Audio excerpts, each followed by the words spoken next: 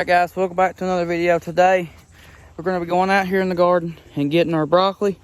We got a lot of broccoli to pick, and I want to say we're picking something else, but I'm not sure. But we'll figure that out. Oh, we're picking onions. That's what it was. We're picking onions and broccoli, and we may have to end up picking some cabbage. So let's get into today's video.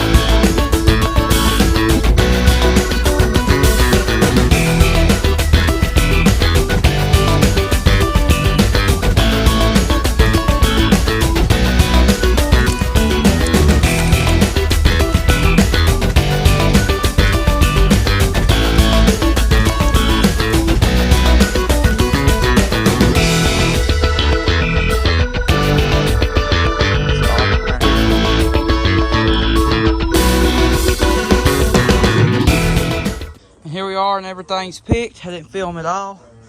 We got 2 buckets of onions. We got 2 heads of cauliflower, 2 heads of cabbage, 1 head of kohlrabi, and we got 2 little baskets full of broccoli, and that one's overfilled with broccoli, and that's a large basket.